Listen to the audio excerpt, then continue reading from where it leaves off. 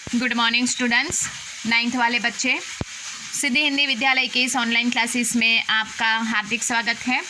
अब बच्चों, यहाँ पे हमने जो रिवीजन में देखा था कि मानसरोवर सुबरजल हंसा के लिम कराहिम मुक्ता फल मुक्ता चुगे अब उड़ी अनंत न जाही। अर्थात यहाँ पे कबीर हमसे कहना चाहते हैं कि मानसरोवर के जो जल है वो स्वच्छ और पवित्र है, जिसमें हंस क्रीड़ा कर रहे हैं और मुक्त रूप से मोती चुन रहे हैं, वो इस जगह को छोड़कर अनंत यानी अन्यत्र कहीं और जाना नहीं चाहते।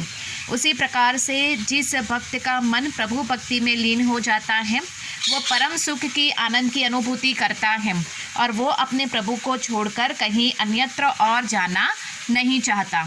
दूसरा, प्रेमी ढूंढत में फिरो प्रेमी मिले ना कोई, प्रेमी को प्रेमी मिले सब विष अमृत होई।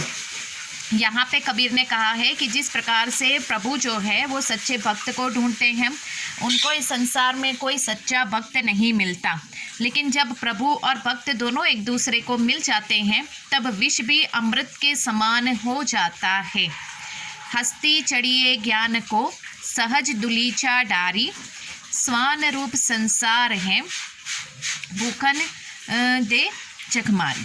अब यहाँ पे हस्ती यानी जो हाथी का उदाहरण दिया गया है, हाथी जो होता है वो अपनी मदमस्त चाल में चलता रहता है, ठीक है, और जो कुत्ते हैं उसके पीछे भौंकते रहते हैं। उसी प्रकार से यहाँ पे जो ज्ञान रूपी इंसान है, जो ज्ञानी इंसान है, वो हाथी पर चढ़कर, हाथी पर जो आसन रखा है उसके ऊपर बैठकर मदमस्त चाल से चलता रहता है। और जो कुत्ते होते हैं, अर्थात ये संसार की तुलना कुत्तों के साथ की है, वो क्या है, वो हाथी के पीछे रहकर भौंकते रहते हैं।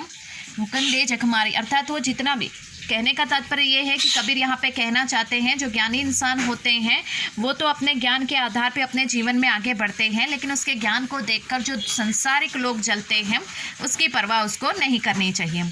चौथा है, पखा पखी के कारणे सब जग रहा भुलान, निरपक होय के हरि बजे सोई संत सुजान। यहाँ पे बहुत अच्छी बात बताई गई है कि पक्ष विपक्ष के कारण लोग क्या करते हैं, संसार को भूल जाते हैं, और जो निष्पक्ष होकर ईश्वर की भक्ति करता है वो सही मायने में सच्चा चतुर होशियार ज्ञानी इंसान कहलाता है। अब यहाँ से आगे बाकी है, हिंदू हुआ राम कही मुसलमान खुदाई, कहे कबीर सो जीवता जो दोहू के निकट ना जाए। यहाँ पे बहुत अच्छी बात यहाँ पे बताई गई है कि जो हिंदू है वो एक शब्द है, यहाँ पे शब्दार्थ में पहले बता देती हूँ आपको। मुआ मुआ यानी मरना, ठीक है।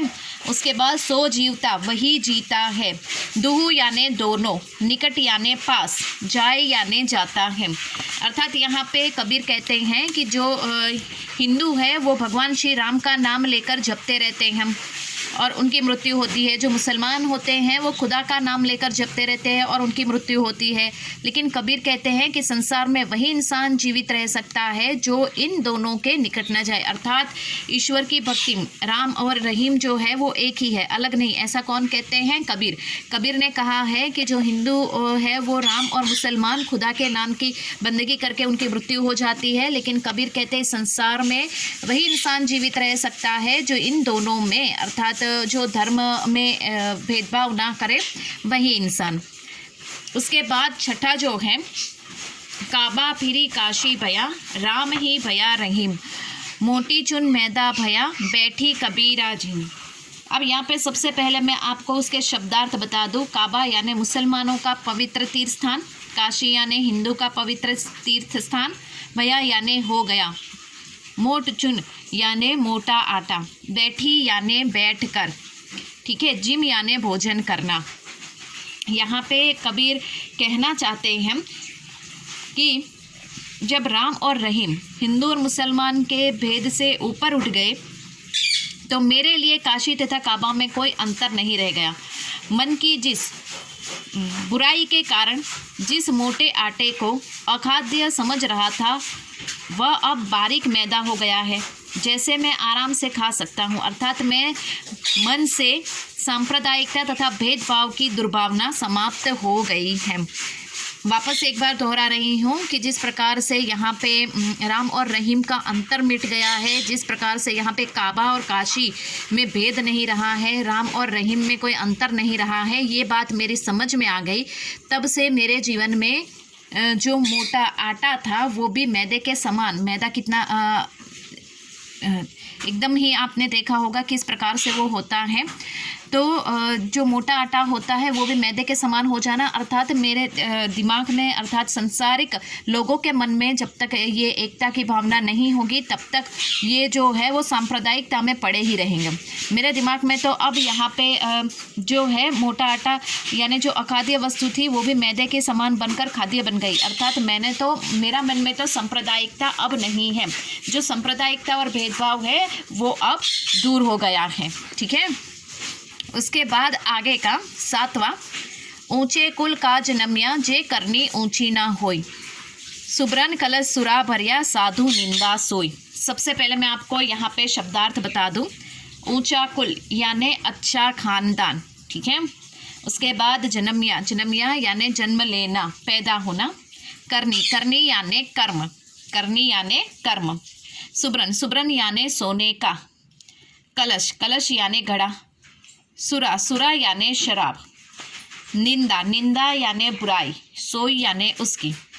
यहाँ पे कबीर ने बहुत अच्छी बात बताई है कि जो इंसान ऊंचे कुल में जन्म लेता है लेकिन उसका कोई मतलब नहीं है, क्यों? क्योंकि उसकी करनी, करनी यानी उसके कर्म ही ऊंचे नहीं है। इंसान की पहचान उसके कार्य से होती है, उसके कर्मों से होती है, ना कि उसके कुल से। ये कबीर ने यहाँ पे बात बताई है। उदाहरण के रूप में बताया है कि अगर सोने के गिलास में अगर शराब अर्थात मदिरा भी भरी जाए तो भी वो निंदा के पात्र ही है, वहाँ पे कोई अच्छाई नहीं होगी। समझ में आया? बिल्कुल उसी प्रकार से यहाँ पे कबीर ने वही बात बताई है कि जिस प्रकार से, वापस सुनिएगा, कि ऊंचे कुल में जन्म लेने से कोई फ़ायदा नहीं है। यहाँ पे करनी ऊंची होनी चाहिए। सबसे पहले यहाँ पे जो सुब्रन कलश शुरा भरिया साधु निंदा सोई, हमें इस पंक्ति को लेना है। तो यहाँ पे सबसे पहले हम उसको लेंगे कि कहा, उदाहरण दिया गया है कि जिस प्रकार से सोने के गिलास में अगर शराब भरी जाए तो भी वो निंदा के पात्र ही है, कोई सज्जन इंसान उसकी निंदा ही करेगा। उसी प्रकार ऊंचे कुल में जन्म लेने से कोई इंसान ऊंचा नहीं होता है, लेकिन उसकी करनी यानी उसके कर्म अच्छे होने चाहिए। तो बच्चों यहाँ पे ये जो है हमारी साखियाँ जो है 7, यहाँ पे ये 7 हमारी साखियाँ यहाँ पे ख़त्म हो चुकी हैं। ठीक है, अब यहाँ पे जो मैंने आपको जो सिलेबस यहाँ पे पहुँचाया है, अभ्यास क्रम की सूची, वो अभ्यास क्रम की सूची में हमें थोड़ा सा गौर करना है कि उसमें जो हमारे दोहे हैं, ठीक है, यहाँ पे जो हमारी साखियाँ हैं, तो साखियाँ जो है 7 के 7 पद लेने हैं और पीछे का जो है उसमें से पहला पद लेना है, दूसरा निकाल देना है। अर्थात यहाँ पे आप सोचोगे कि किसकी बात यहाँ पे की गई है, तो मैं आपको बता दूँ कि यहाँ पे जो है वो देखिए ये 2 पद यहाँ पे दिए गए हैं, पहला और दूसरा। ठीक है, पहला और दूसरा, लेकिन हमें यहाँ पे पढ़ना है सिर्फ पहला, ये दूसरा जो है वो हमें निकाल देना है, इस साल पढ़ना नहीं है। समझ में आया? ध्यान से सुनिएगा। आपको मैंने अभ्यास क्रम की जो सूची पहुंचाई है उसमें मैंने आपको बताया ही है, काव्य खंड जिसमें प्रकरण 9 7 दोहे यानी साखियाँ, पहला पद, प्रकरण 9 बाजू में देखो, अभ्यास क्रम में ईश्वर से निकाल देने वाले गद्य पद्य, उसमें प्रकरण 9 दूसरा पद, मतलब ये दूसरा पद निकाल देना है, ये नहीं पढ़ना है हमें इस साल, पहला पढ़ना है। ठीक है, तो यहाँ पे पहले पद में ये काव्य के साथ ही है, नहीं 90 काव्य के साथ ही है। ठीक है, यहाँ पे आपको ये पता होगा, ये 8वीं में आप गा के आए हो, मुँह को कहा ढूंढे रे बंदे मैं तो तेरे पास में, ना मैं देवल ना मैं मस्जिद ना काबे कैलाश में, ना तो कोने क्रियाक्रम में ना ही योग बैराग में, खोजी होई तो तुरते मिली हो पल भर की तलाश में, कहे कबीर सुनो भाई साधो सब सांसों की सांस में। अब यहाँ पे ये जो है बच्चों, आने वाले हम वीडियो में इसकी चर्चा करेंगे। ठीक है, तब तक के लिए आपको ये जो 7 मैंने साखियाँ बताई है, ये 7 साखियाँ आपको घर पे बैठ के याद करनी है। ठीक है। और आपको जिस प्रकार से वीडियो में जिस प्रकार से आपने सुना है उसका भावार्थ आपको लिखना है, ध्यान से सुनकर लिखिएगा, ठीक है।